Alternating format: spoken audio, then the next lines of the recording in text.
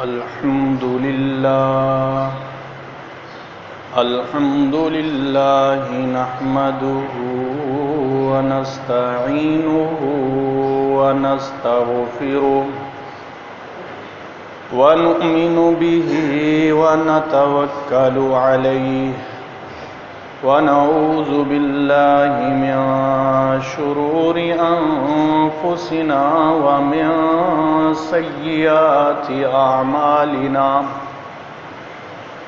من يهده الله فلا مضل له ومن يضلله فلا هادي له ونشهد أن لا إله إلا الله وحده لا شريك له ونشهد أن سيدنا ومولانا محمدا عبده ورسوله أما بعد فأعوذ بالله من الشيطان الرجيم كلوا مما في الأرض حلالا طيبا ولا تتبعوا خطوات الشيطان إنه لكم عدو مبين إنما يأمركم بالسوء والفحشاء قال النبي صلى الله عليه وسلم طلب الحلال فریضۃ علی کل مسلم او کما قال علیہ الصلاۃ والسلام. درود شریف پڑھ.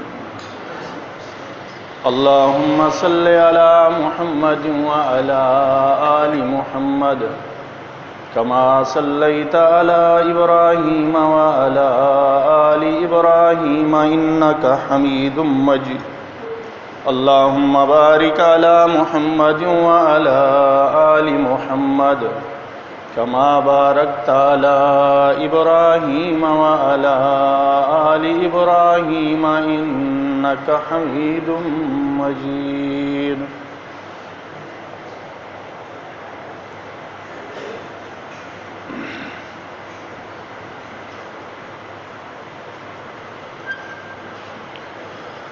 میرے عزیز بھائیوں، دوستوں اور بزرگوں،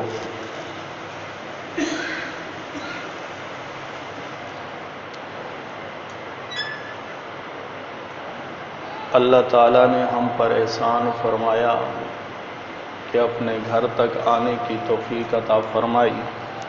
دعا فرمائیں اللہ تعالیٰ مجھے صحیح بات کرنے کی توفیق عطا فرمائے، پھر مجھے اور آپ کو اس پر عمل کرنے کی توفیق عطا فرمائے.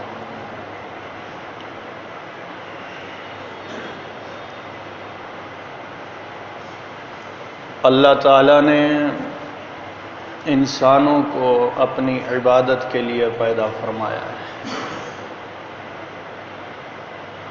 قرآن پاک میں اللہ نے صاف صاف یہ حکم ارشاد فرما دیا کہ وَمَا خَلَقْتُ الْجِنَّ وَالْإِنسَ إِلَّا لِيَعْبُدُونِ.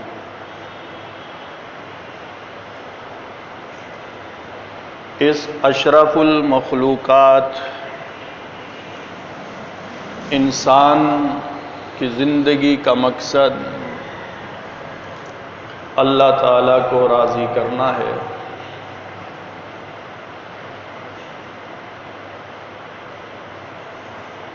عبادت کے اندر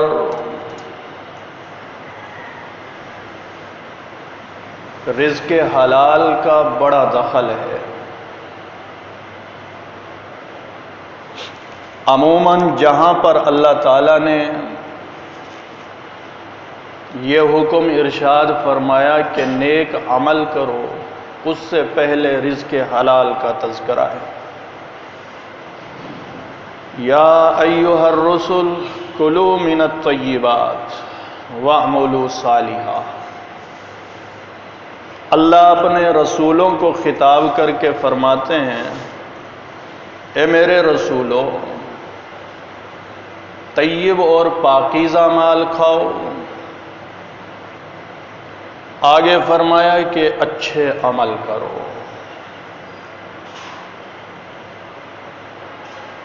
ایمان والوں کو بھی اللہ نے حکم دیا، ایمان والوں کھاؤ جو اللہ نے تمہیں رزق دیا ہے، لیکن حلال اور پاک مال کھاؤ۔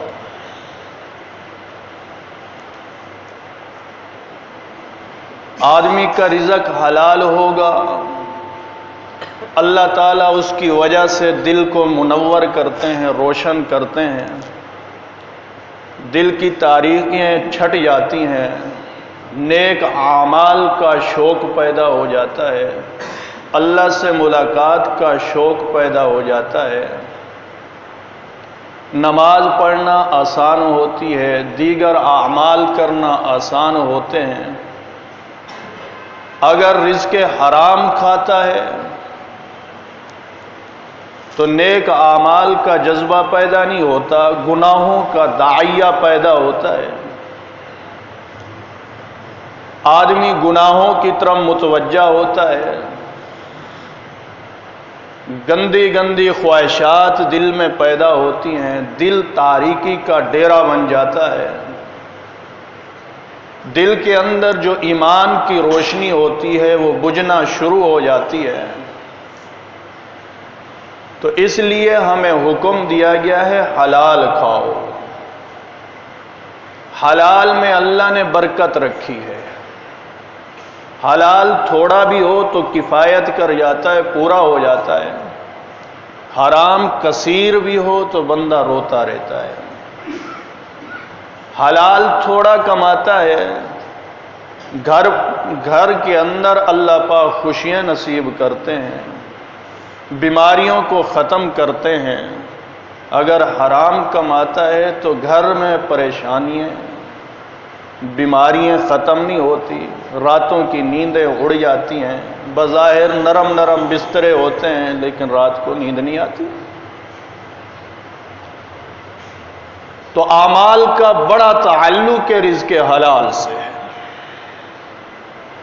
اللہ کے نبی صلی اللہ علیہ وسلم کے پاس ایک صحابی آئے، سعد بن ابی وقاص رضی اللہ تعالی عنہ، عرض کیا یا رسول اللہ صلی اللہ علیہ وسلم آپ میرے لیے دعا فرما دیں، اللہ تعالی مجھے مستجاب الدعوات بنا دے۔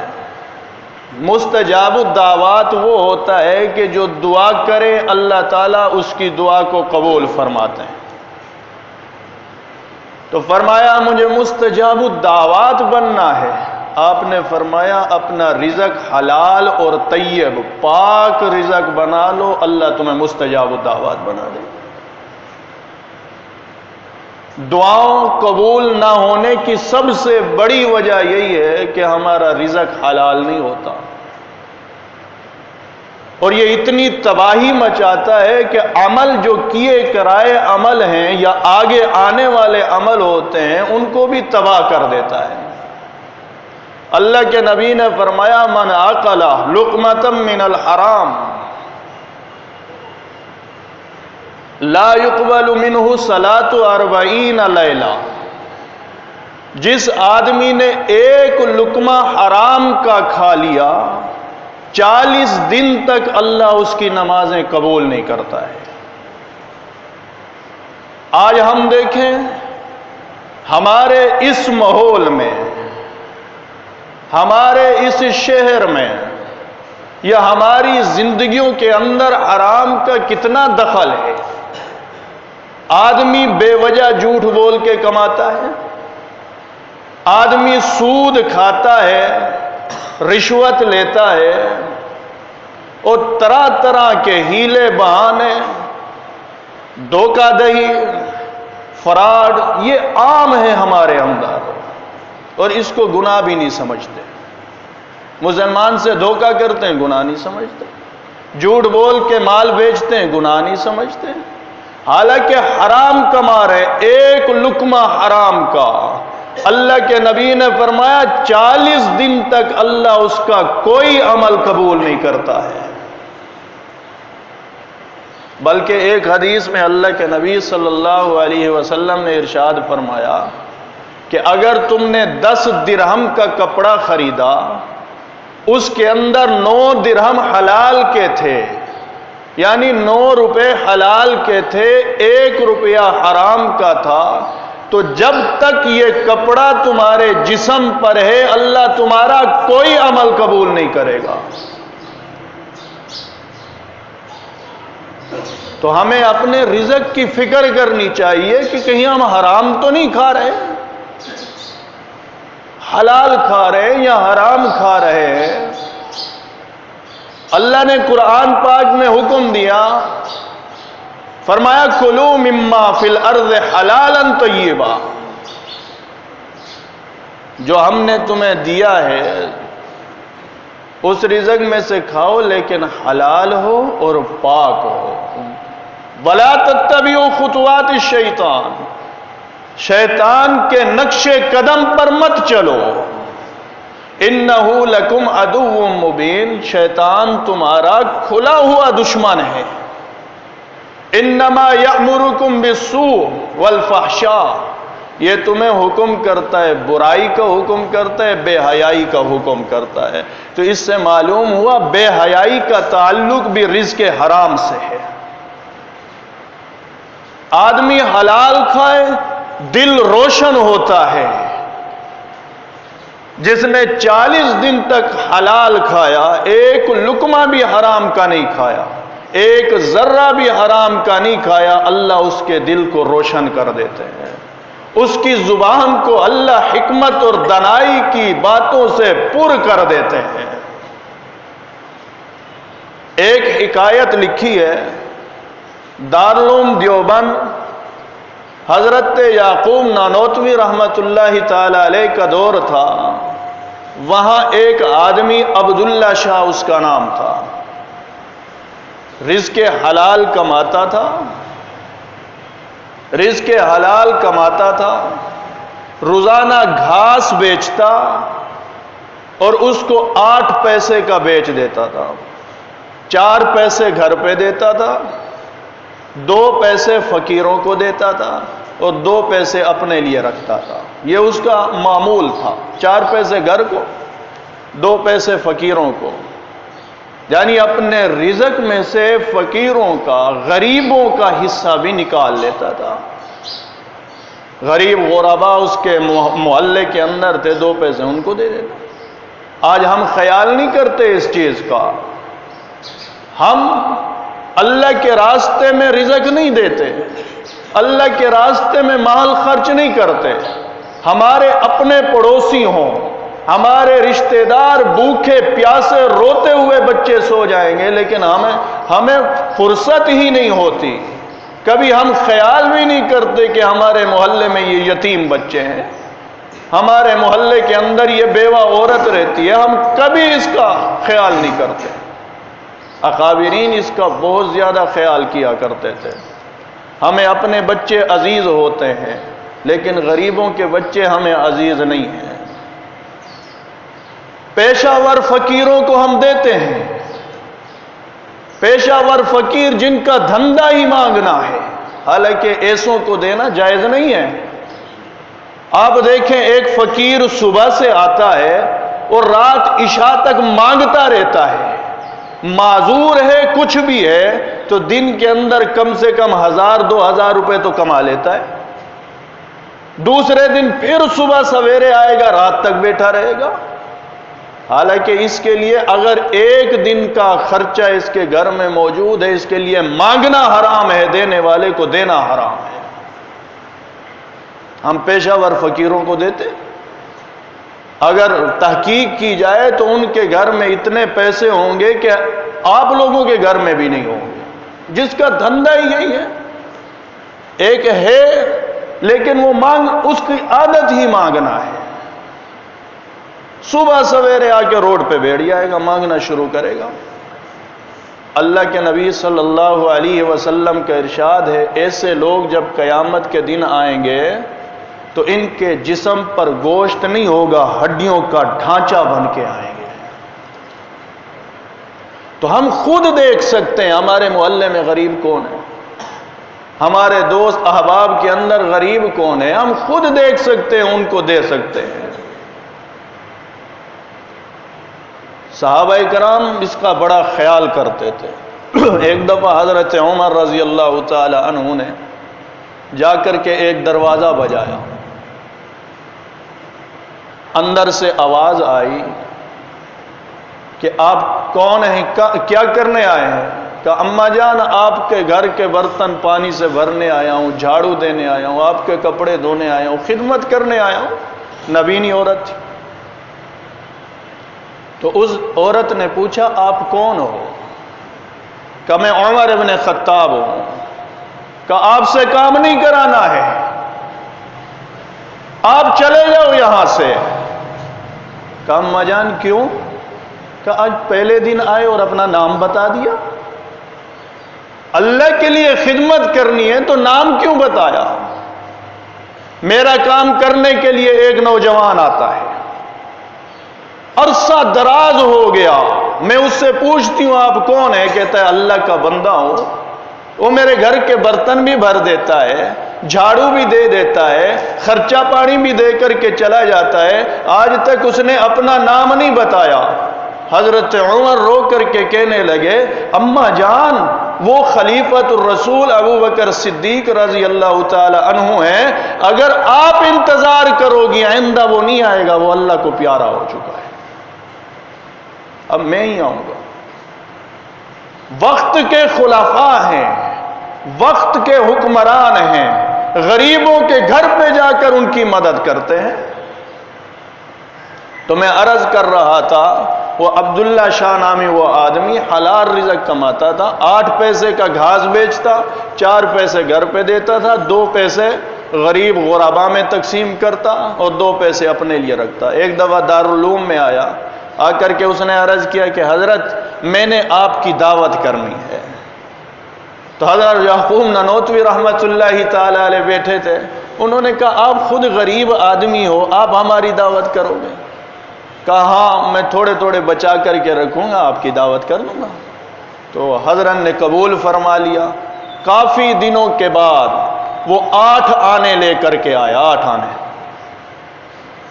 اور آ کر کے حضرت کو دیے کہ حضرت میرے گھر پہ کوئی بھی نہیں ہے، تو میں نے سوچا آپ کو یہ پیسے دے کے جاتا ہوں، آپ خود اپنے خدام کو کہہ کر کے آپ اپنے لیے کوئی میٹھی چیز تیار کر لیں۔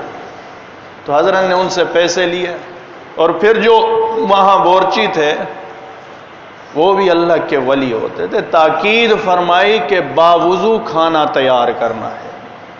آج ہماری عورتیں گھر میں کھانا تیار کرتی ہیں، گالیاں بھی دیتی جاتی ہیں، کھانا بھی تیار کرتی ہیں، فلم بھی دیکھتی جاتی ہیں، کھانا بھی تیار ہوتا ہے۔ اب یہ کھانا جو ہم اور آپ کھائیں گے تو بایزید بستامی پیدا نہیں ہوں گے، سارے سلطان رہی پیدا ہوں گے،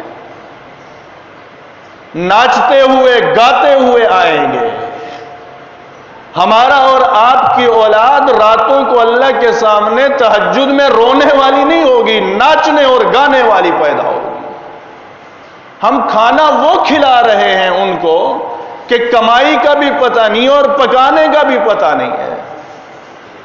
حالانکہ عورت جب کھانا پکائے اس کو چاہیے کہ بسم اللہ بھی پڑھے اور درود بھی پڑھتی رہے، اللہ کا ذکر بھی کرتی رہے، کہ کھانا بھی لذیذ ہو جائے اور دنیا آخرت کا فائدہ ہو جائے۔ عورت اگر گھر کے اندر جھاڑو دیتی ہے لیکن ثواب کی نیت سے دے، اللہ کو راضی کرنے کی نیت سے دے، تو اس کا ثواب ایسا ہے جیسے بیت اللہ میں جھاڑو دے رہی ہو۔ تو حضرت نے ایسا وقت بھی دارالعلوم پر گزرا ہے، کہتے ان کے بڑے شیخ الحدیث سے لے کر نیچے سے نیچے طبقہ جو کھانا پکانے والے ہوتے تھے، سارے صاحب نسبت بزرگ ہوا کرتے تھے۔ یہ حلال کی برکت۔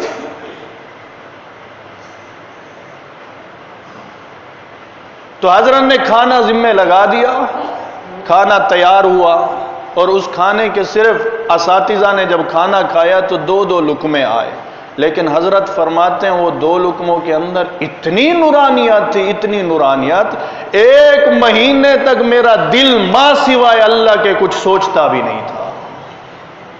دل کرتا تھا بس اللہ کے ساتھ ایک ہو جاؤں، زبان پر ذکر جاری ہو گیا۔ تو حلال کی بڑی برکتیں ہیں۔ حرام اللہ سے دور کرتا ہے، حلال اللہ کے قریب کرتا ہے۔ آج اس چیز کی پرواہ نہیں ہے، جیسے حدیث پاک کے اندر آتا ہے، ایک وقت ایسا آئے گا کہ آدمی حلال اور حرام کی پرواہ بھی نہیں کرے گا کہ یہ حلال ہے یا حرام ہے۔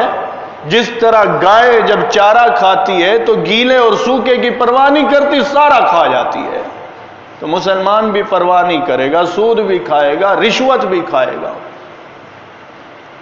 اب آپ دیکھیں رشوت کتنی عام ہے ہمارے ملک میں۔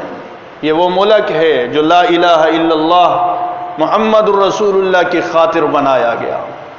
یہ نعرہ لگایا تھا پاکستان کا مطلب کیا؟ لا الہ الا اللہ۔ آج ہمارا کون سا محکمہ ایسا ہے جس میں رشوت نہیں ہے؟ سرکاری ہسپتالوں میں جاؤ تو رشوت، پرائیویٹ ہسپتالوں میں جاؤ تو رشوت، پٹے والے سے لے کر کے اوپر اعلیٰ درجے کے افیسر سارے راشی ہیں۔ الراشی والمرتشی کلاہما فی النار۔ ہمارے قانون میں جاؤ، ہمارا قانون رشوت لے، ہماری عدالتیں رشوت لیں، وکیلوں کو خریدا جاتا ہے، گواہوں کو، جھوٹے گواہوں کو خریدا جاتا ہے، ہسپتالوں میں جھوٹے سرٹیفکیٹ رشوت دے کر کے بنوائے جاتے ہیں۔ نظام اتنا خراب ہو چکا ہے اور پھر اس کو گناہ بھی نہیں سمجھتے، حالانکہ دونوں جہنم میں جائیں گے، راشی بھی مرتشی بھی۔ اور راشی کی مثال دیتے ہیں کتے کی مثال۔ کتے اور راشی میں کوئی فرق نہیں ہے۔ آپ نے دیکھا ہوگا کہ کتا بھی ہر جگہ سونگتا رہتا ہے زمین کو، کہیں کچھ مل جائے، تو راشی بھی اسی طرح ہر جگہ گھومتا رہے گا کہیں سے کچھ مل جائے۔ اب کتے کے سامنے ایک تازہ گوشت ڈالو، ایک مردار بھی ڈالو تو مردار پر جا کر کے لپکے گا، اس کی طبیعت ہی مردار جیسی بن چکی ہے۔ اب جہاں سے کتے کو امید ہوتی ہے کہ کچھ ملے گا تو ان کے پاؤں کے تلوے چاٹتا ہے، اور جہاں سے پتہ ہے کچھ بھی نہیں ہے تو ان کو ایسے دیکھتا ہے، ایسے غراتا ہے۔ راشی کی بھی یہی مثال ہے، جہاں سے پتہ ہوتا ہے نا کچھ ملے گا، سائیں سائیں کہہ کر کے قدموں میں گر جاتے ہیں، اور پتہ ہے یہ غریب ہے تو ایسے دیکھتے ہیں جیسے کہ کتا دیکھ رہا ہو۔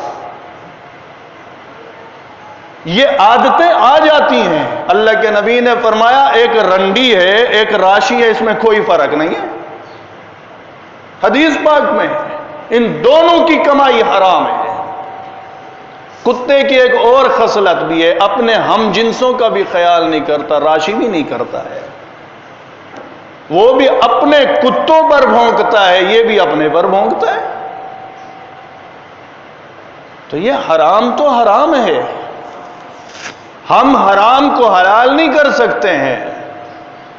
یہ ملک جس کے لیے بنا تھا، جس لا الہ الا اللہ کو آباد کرنے کے لیے، اس پر زندگی گزارنے کے لیے، ہم اس پر آئیں، ہم اپنی زندگیوں کو کہاں ضائع کر رہے ہیں؟ تو میں نے عرض کیا، اللہ نے کہا کلو مما فی الارض حلالا طیبا، کھاؤ زمین میں سے جو ہم نے تمہیں دیا ہے، حلال ہو طیب ہو۔ حلال اس کو کہتے ہیں کہ جس کو شریعت نے کہہ دیا یہ حلال ہے، یہ حلال ہے، اور طیب اس کو کہتے ہیں کہ غیر کا حق اس سے تعلق نہ رکھے، مال اس کا ایک کھا یہ رہا ہے۔ اب اسی آدمی کو جو راشی ہے یا سود خور آدمی ہے، آپ اس کے پاس خنزیر کا گوشت لے کے جاؤ، بولو یہ کھاؤ، کھائے گا؟ بولے گا یہ تو حرام ہے۔ رشوت کون سی حلال ہے؟ خنزیر نہیں کھاتا، یہ حرام ہے، اس کو تو حرام اسی نے قرار دیا ہے جس نے رشوت کو حرام قرار دیا ہے، اس کو بھی اسی نے حرام قرار دیا ہے جس نے سود کو حرام قرار دیا ہے۔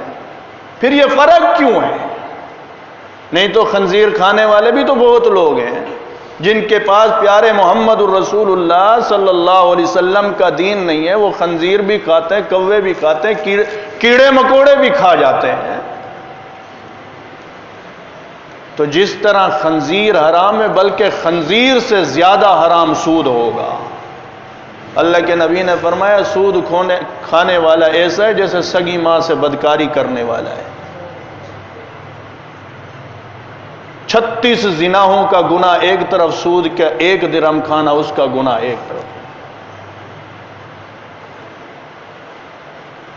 لیکن یہ غالب آ چکا ہے. بہت سارے لوگ ہیں بینکوں کے اندر کام کرتے ہیں، بہت سارے لوگ حرام کماتے ہیں، سود کھاتے ہیں، پیسوں بینک میں پیسے رکھوا دیتے ہیں، اس پر منافع کھاتے رہتے ہیں. یہ سارا سود تو ہے. سود کھانے والا اس پر بھی لعنت آئی ہے، کھلانے والا اس پر بھی لعنت آئی ہے، لکھنے والا کسی طرح بھی سود خور کی کوئی مدد کرتا ہے، اللہ کے نبی نے سب پر لعنت فرمائی ہے. اور جس پر اللہ کے نبی لعنت کر دیں، اللہ کی لعنت ہو جائے، تو اس بندے کی ناکامی میں اور کیا رہ جاتا ہے. سورۃ بقرہ آپ پڑھیں، اللہ نے بہت سارے گناہوں کو ذکر کیا ہے کہ یہ بھی گناہ ہے، یہ بھی گناہ ہے، لیکن سود کے بارے میں جب ذکر ہوا تو اللہ نے فرمایا سود خور، سود کھانے والا ایسا ہے جیسے اللہ اور اس کے رسول سے جنگ کرنے والا ہے. اللہ سے جنگ کرتے، اللہ کے رسول سے جنگ کرتا ہے. یہ دنیا چند دن کی ہے، کہاں تک کھائیں گے، کہاں تک حرام پر زندگی گزاریں گے. آخر موت تو ہے. قبرستان ایسے نہیں بھرے پڑے، لاکھوں لوگ ہم سے پہلے آئے ہیں. دنیا کے بڑے بڑے بادشاہ زیر زمین چلے گئے، آج کوئی پوچھنے والا نہیں ہے. جو اپنے کپڑوں پر مٹی نہیں لگنے دیتے تھے، آج ان کو دیکھو زیر زمین دفن ہوئے پڑے، مڑوں مٹی کے نیچے آ گئے. آج وہ محتاج ہیں. اللہ کے نبی نے فرمایا جب آدمی مر جاتا ہے، قبر میں چلا جاتا ہے، ایسا محتاج ہو جاتا ہے جیسے آدمی سخت پیاس میں پانی کا محتاج ہوتا ہے. وہ اعمال کا ایسے محتاج ہوتا ہے. تو ہم اپنے رزق کو حلال کریں، کوشش کریں ایک لقمہ بھی ہم حرام کا نہ کھائیں. اللہ ہمارے دلوں کو منور کرے گا، بیماریوں کو ختم کرے گا. اللہ کے ہر حکم کے اندر حکمت ہوتی ہے، ہر حکم میں حکمت ہے. حکمت سے خالی کوئی حکم نہیں ہے. کیا ہمارے پاس اتنا رزق بھی نہیں ہے جتنا صحابہ کرام کے پاس تھا؟ آپ میرے نبی صلی اللہ علیہ وسلم کی شروع والی زندگی پڑھیں، 2 مہینے تک آپ کے گھر میں چولہا نہیں جلتا تھا. اما عائشہ صدیقہ فرماتی ہیں 2 کالی چیزوں پر گزارا تھا، ایک کھجور کھاتے تھے اور دوسرا پانی پی لیتے تھے. ہمارے پاس تو سالوں کا رزق رکھا ہوتا ہے، پورے سال کی گندم کٹھی خرید لیتے ہیں، پھر بھی ناشکر ہیں.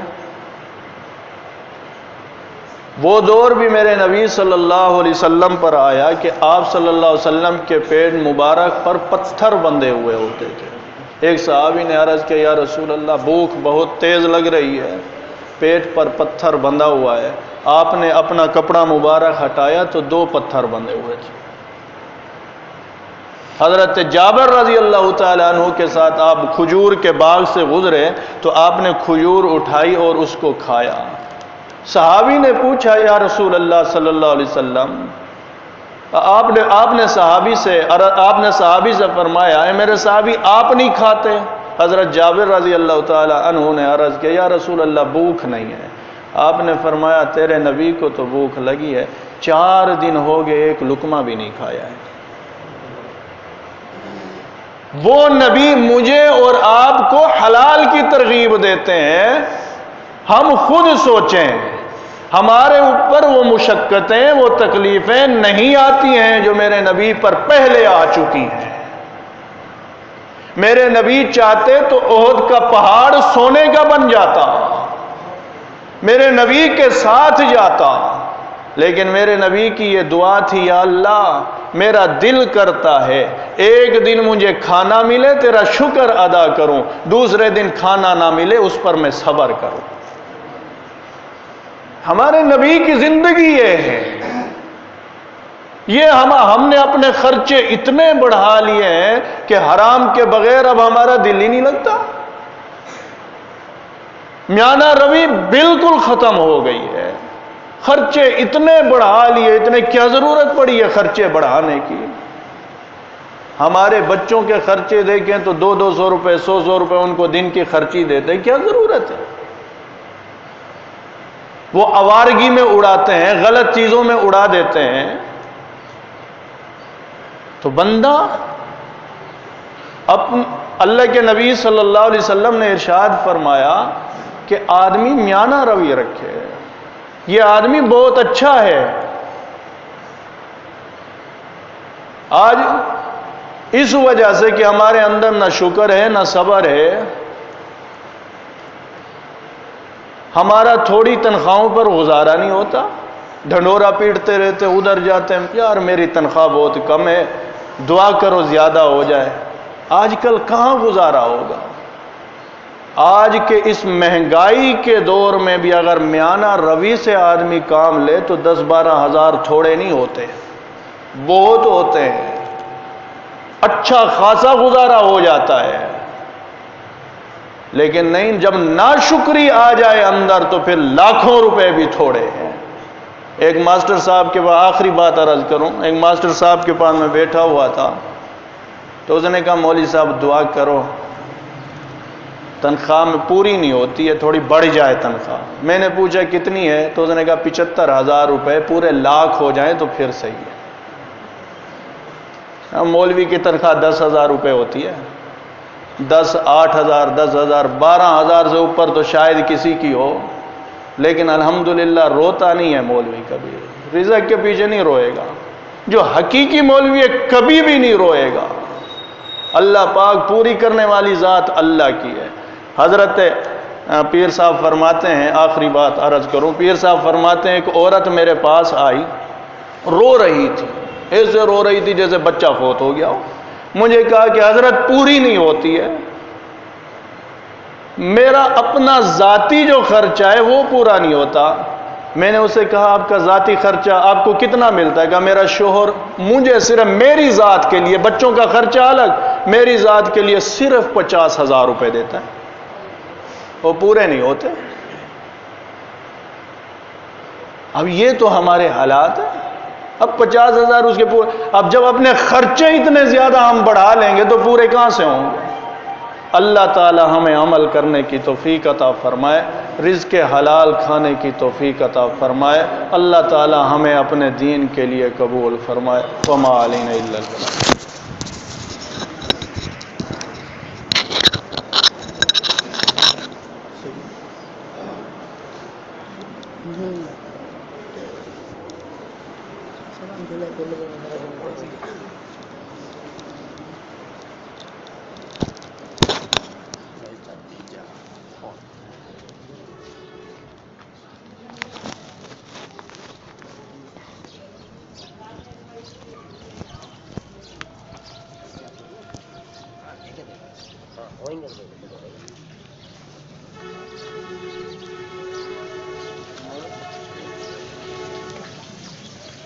موٹر چلا، جلدی جا، اور پانی کم ہو جائے گا، جلدی جا۔